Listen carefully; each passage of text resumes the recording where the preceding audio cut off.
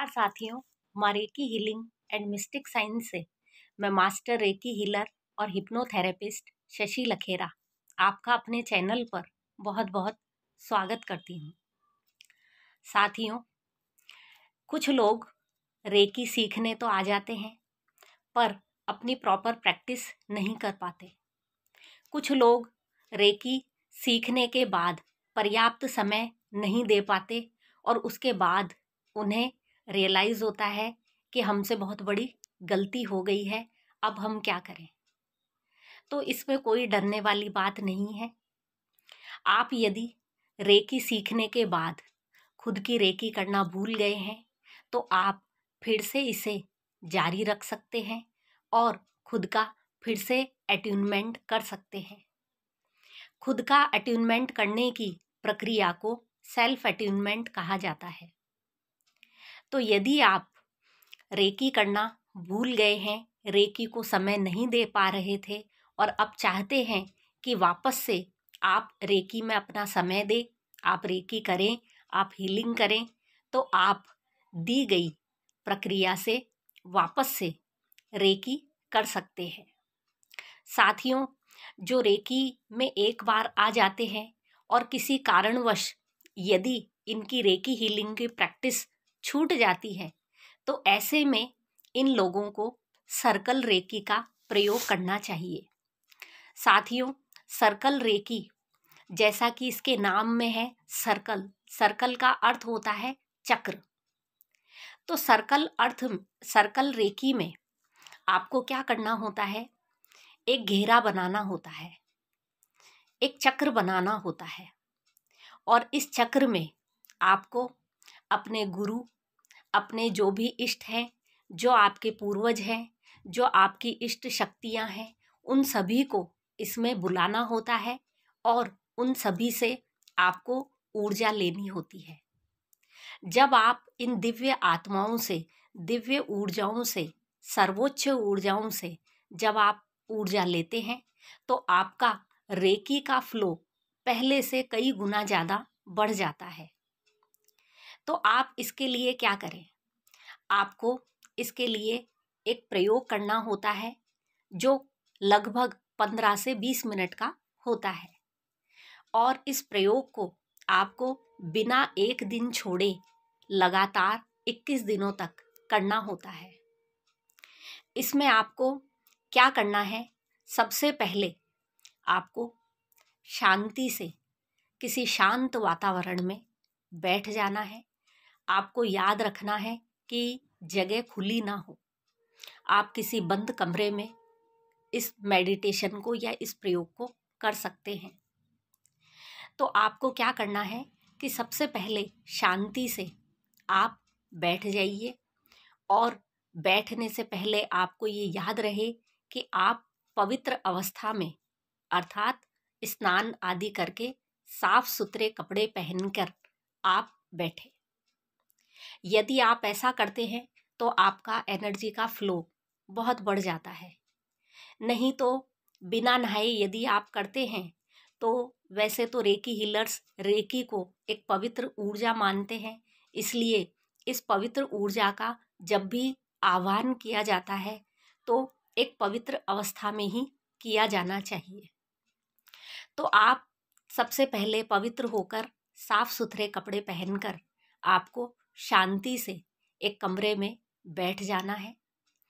कमरे में जो वातावरण है इसमें आप धूप, दीपक आदि जलाकर इसे सात्विक बना सकते हैं।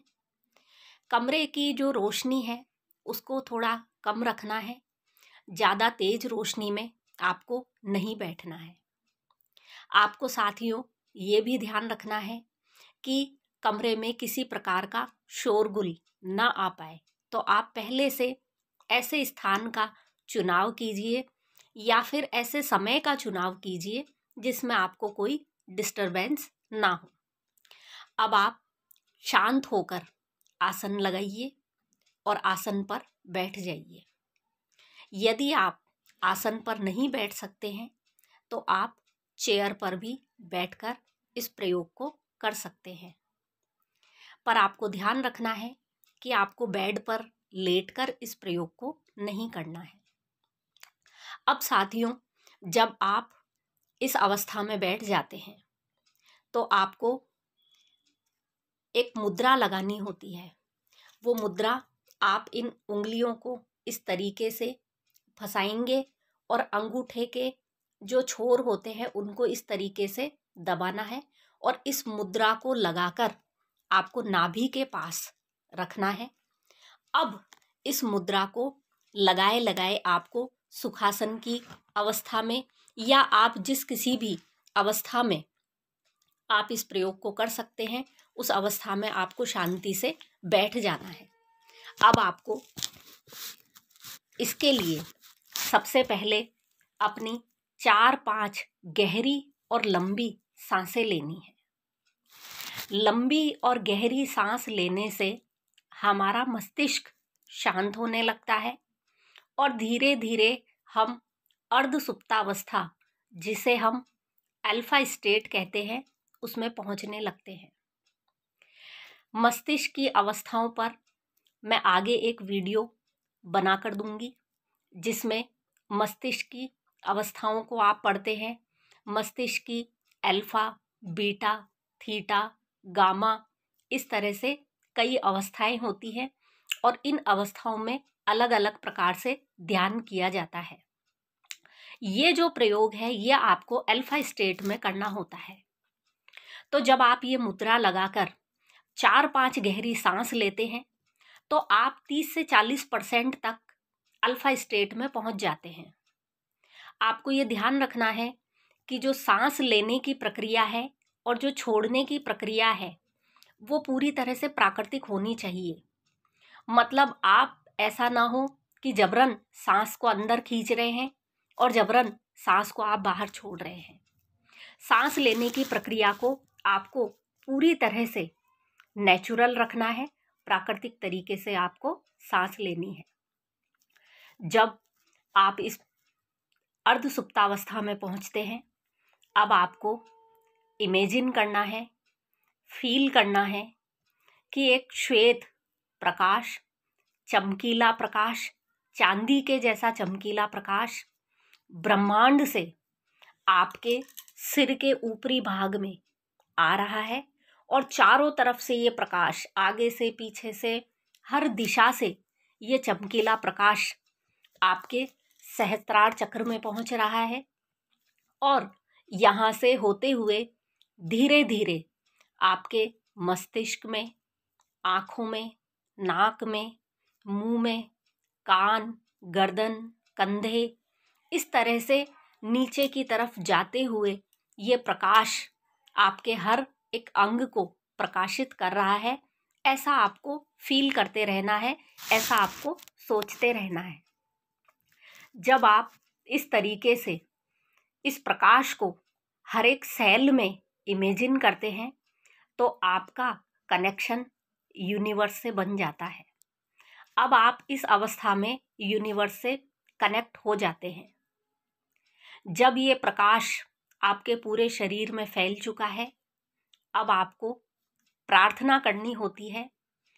3 बार आप अपने गुरु, जो भी आपके पूर्वज हैं, जिन भी देवी देवता को आप मानते हैं, उनसे 3 बार आपको प्रार्थना करनी है और आपको उनको आमंत्रित करना होता है।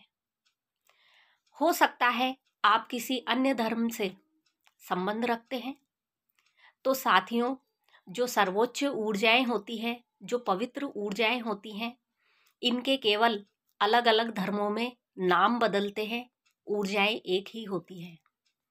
आप जिस धर्म से संबंध रखते हैं, आप उस धर्म से संबंधित जो भी पवित्र ऊर्जा है, जो भी दिव्य आत्मा है, आप उसका आह्वान कर सकते हैं।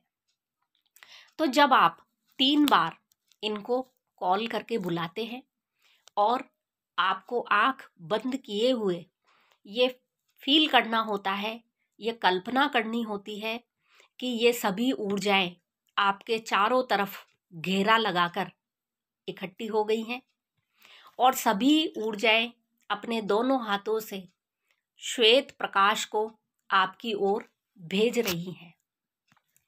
इस तरह से जितनी भी दिव्य आत्माओं की आप कल्पना कर सकते हैं, उन सभी का आप आह्वान कीजिए और इन सभी से आप सफ़ेद प्रकाश को अपने ऊपर लीजिए।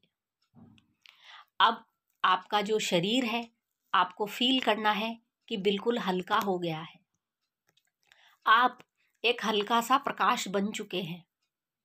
एक प्रकाश के पुंज के रूप में आपको खुद को इमेजिन करना होता है और आपको ये फील करना होता है कि जो ये प्रकाश का हल्का पुंज जो आप बन गए हैं, ये पूरे ब्रह्मांड को प्रकाशित कर रहा है।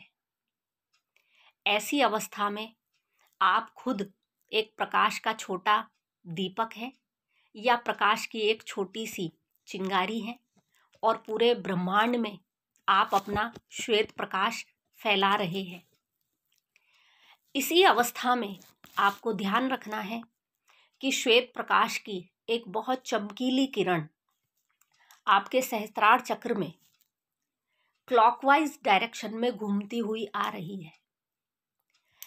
ये आपके सहस्त्रार चक्र से घूमते हुए आपके थर्ड आई पर घूमते हुए आपके थ्रोट चक्रा पर इस तरीके से क्लॉकवाइज घूमते हुए आपके मुख्य 7 चक्रों में से घूमते हुए सबसे अंत में आपके मूलाधार चक्र से निकल रही है और धरती में जाकर ग्राउंड हो रही है। आपको 2-3 मिनट यही सोचना होता है कि एक स्पाइरल क्लॉकवाइज एनर्जी आपके पूरे शरीर में 7 चक्रों में से घूमते हुए आपके हर एक चक्र को शुद्ध कर रही है, बैलेंस कर रही है और चार्ज कर रही है। और सारी जो भी नकारात्मक ऊर्जाएं हैं वो धरती में जाकर ग्राउंड हो रही हैं। ऐसा मेडिटेशन करने में आपको हो सकता है 20 से 25 मिनट का समय लग जाए, पर जब आप 21 दिनों तक इस मेडिटेशन को करते हैं तो आप ये पाएंगे कि यदि आप रेकी करना भूल चुके थे तो आपकी रेकी जागृत होने लगी है, और यदि आप पहले से रेकी करते थे तो आपका रेकी का फ्लो अचानक से बहुत तीव्र हो गया है। अब आप ध्यान की मुद्रा में से बाहर आएंगे और अपने सभी दिव्य आत्माओं को, दिव्य ऊर्जाओं को, सर्वोच्च ऊर्जाओं को आपको धन्यवाद देना होता है। आप सभी को धन्यवाद दीजिए। इसके बाद दोनों हाथों को खोलकर इस तरीके से रगड़ना है और अपनी आँखों पर रखना है और धीरे धीरे अपनी आँखों को खोलना है और वापस से आपको इस भौतिक जगत में आ जाना है। साथियों, एक बार आप इस प्रयोग को करके देखिए। जिन लोगों ने रेकी करना छोड़ दिया था वो यदि इस ध्यान को 21 दिन तक वापस करते हैं तो वो पाएंगे कि उनका सेल्फ अट्यूनमेंट हो गया है और उनका रेकी फ्लो बढ़ गया है। तो साथियों, इस मेडिटेशन को जब आप करते हैं तो आपकी हीलिंग पावर भी बढ़ती है। तो आप इस ध्यान को कीजिए और इस विषय में यदि आपको कोई भी परेशानी है तो आप कमेंट सेक्शन में मुझे कमेंट कीजिए। मैं आपके सभी प्रश्नों का उत्तर देने के लिए सज्ज हूँ। धन्यवाद।